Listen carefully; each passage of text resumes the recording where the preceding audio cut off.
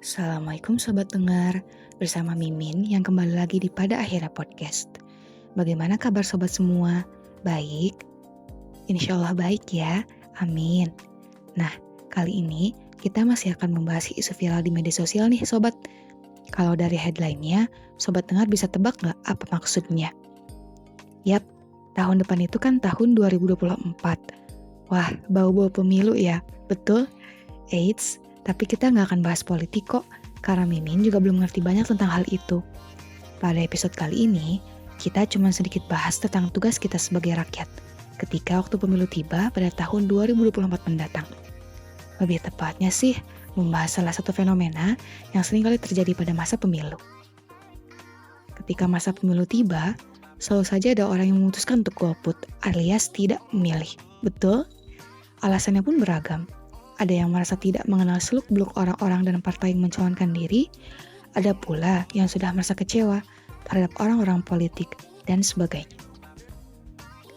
Sebenarnya, secara sederhana nih, apakah keputusan demikian akan efektif, atau justru sebaliknya? Mari kita bahas.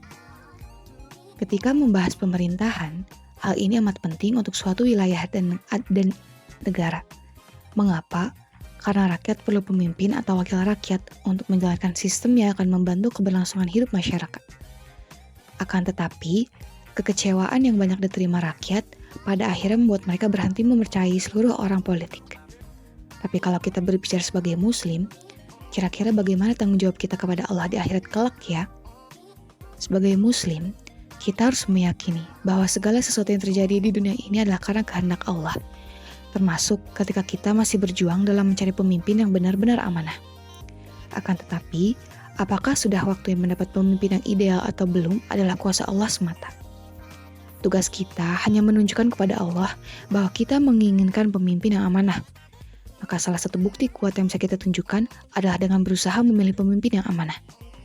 Lantas, mungkin timbul pertanyaan dari diri kita. Bagaimana caranya menemukan sosok pemimpin demikian ketika kita sulit mengidentifikasinya? Betul? Inilah kuncinya sobat.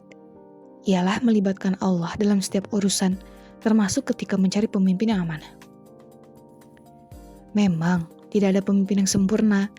Akan tetapi, dari calon-calon yang nanti akan mengajukan diri, insya Allah bisa kita perkirakan mana yang akan memberikan lebih banyak manfaat dibandingkan mudarat.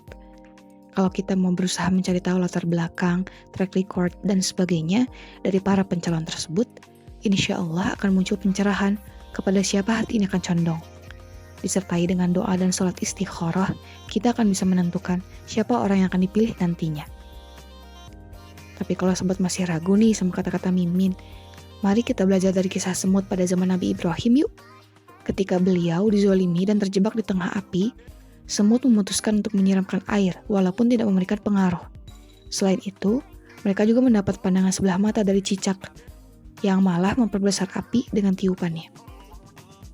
Akan tetapi, apa jawaban yang diberikan oleh semut?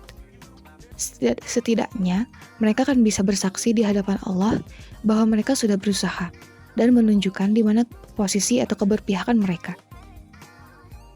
Pada akhirnya, apakah dengan golput hasil lebih efektif? Sepertinya tidak sobat, karena bisa jadi dengan kita golput, pemimpin yang sebenarnya lebih amanah justru kalah pada saat pemilihan. Karena bagaimanapun, sedikit banyaknya suara kita akan berpengaruh kepada hasil. Jangan pula kita berpikir bahwa golputnya kita tidak berarti, karena hanya satu suara. Ketika bisa jadi, ada banyak orang di luar sana yang berpikiran sama dengan kita. Wallahu alam. Nah, sobat, itulah pembahasan kali ini. Mudah-mudahan ada lebih banyak manfaat dibandingkan mudaratnya ya. Terima kasih juga sudah menyimak episode kali ini sobat. Untuk kekurangannya, semoga dimaafkan ya. Wassalamualaikum.